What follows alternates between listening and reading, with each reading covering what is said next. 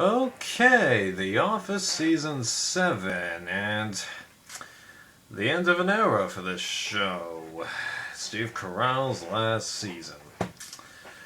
Well, I went into it hoping that it would be an improvement from Season 6, and oh man, was it an improvement. Like, pretty much everything that I had a problem with for Season 6 got wiped off the books. The storylines were a lot easier to follow for everyone this season. The charm of the show, I felt like it was back.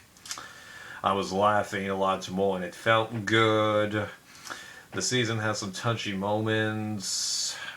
People had advancements in those story arcs and I actually felt it a bit more. Just, yeah.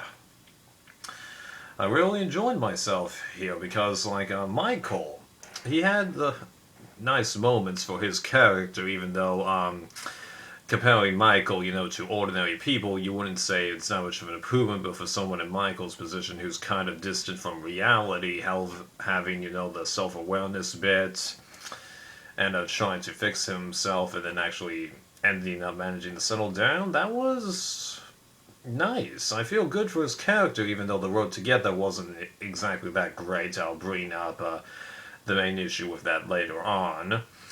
Then you've got Dwight, where he's actually been making progress with his relationships with many other people here because, like Michael, he demonstrated that he was able to distance himself from Michael a little bit, even though, of course, he's disappointed that Michael didn't make him a manager after he announced that he was going to leave, but also his relationship with Jim and Andy, like in this season and last season, they kept trading places, helping each other out with various schemes, even though a couple of times they did want to screw the other one over, but you can tell that the antagonism between them has pretty much dropped. Then Jim, I can't remember if it was this season or last season, but Joe mentioned that, well, I think it was them, or maybe it was Holly, mentioned that they had gotten to a point where they could have been considered friends at one point, and you get the idea that Jim isn't always,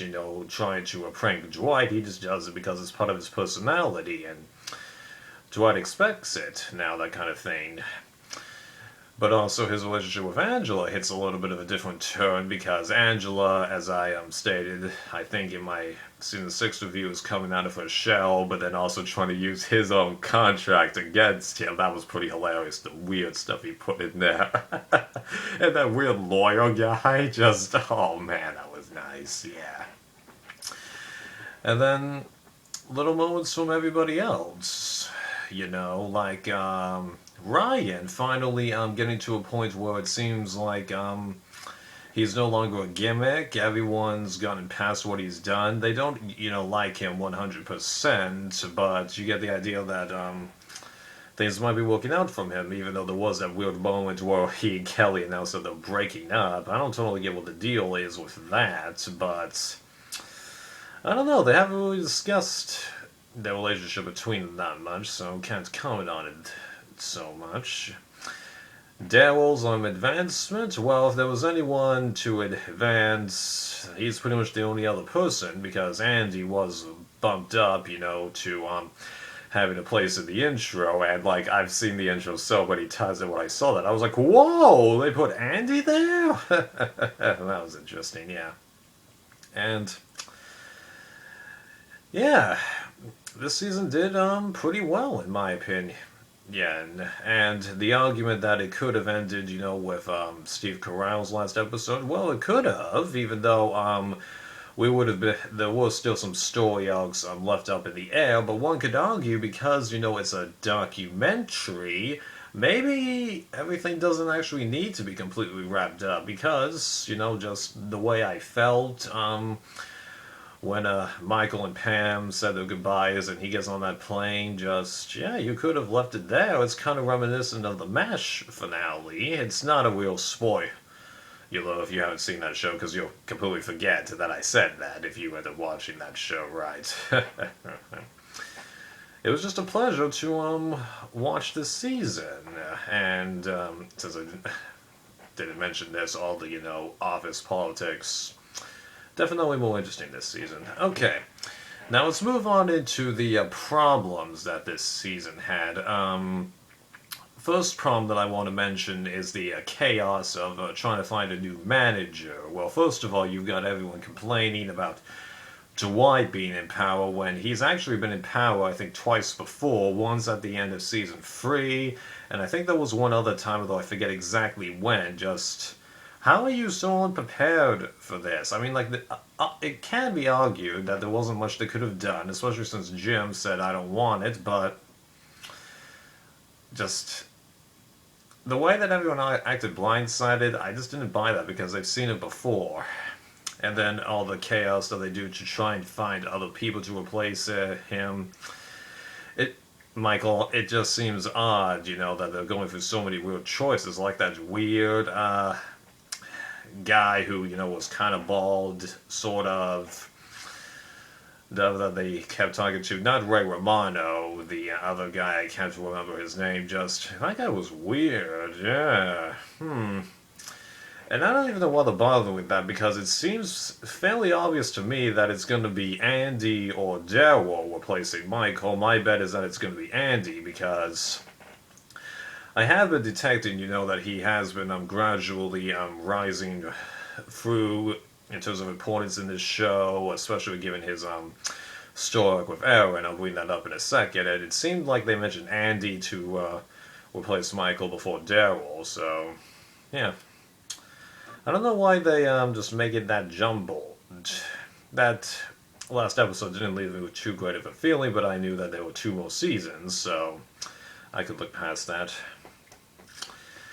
And then moving on to the remaining, not the remaining bit. Sorry, I thought I had 2 things. I have 3 things. So issue number 1, Angela's relationship with the senator. It's interesting because it makes the tension with Dwight and with her, come back into focus. But it seems pretty obvious that this relationship is not going to work out because the senator is barely in here. Now I know what you're thinking. Bob Vance was barely in here, but that relationship you could tell was sound. This one, you can tell it's not sound at all. Not at all. So that was a little bit annoying. Though not as annoying as the next thing I'm going to mention, which is the supposed love triangle between Gabe, Aaron, and Andy. Now, I use air quotes because, to me, a love triangle generally is 2 people vying for the attention of a third person, and that third person needs to choose. Well, it's not so much of a love triangle because one of the 3 people in there, Andy, actually really isn't trying, and Aaron knows the pros and cons for both of them, and that it's probably not going to work out with Gabe, even though she does try and do a positive face in her interviews. It's not really pleasuring to see that, especially since I've had a couple of real-life examples remind me that kind of a thing. I'm not going to go in there, that's too much information, right? But not only that, but like the way that this season was edited, it made it completely obvious that Aaron and Gabe were going to work out and that no one wanted them to work out. Just like they aren't even trying to keep us with a little bit of doubt. It was obvious within the first episode that they brought this whole thing up, that it wasn't going to work. Just really? I know I'm laughing because it's just stupid. Just, come on.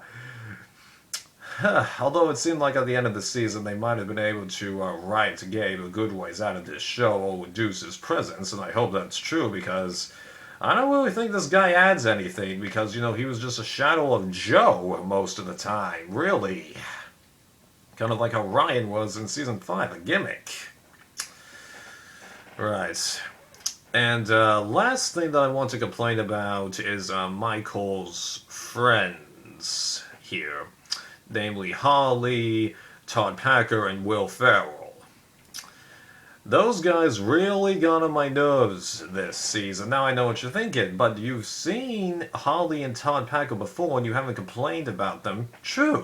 Which is why I'm annoyed by this, because I wasn't nearly as bothered by these people as I was back then. Now, to be fair, okay, Todd Pagel's story arc makes Michael distance himself from him, so there is justification, but they were making me laugh, even though I thought it was being kind of stupid before, but here it was more stupid than laughing, which is what I define as Will Ferrell humor, although it is really amusing, because finally in a video I'm complaining about Will Ferrell humor when actually Will Ferrell is here! I love that though, yeah.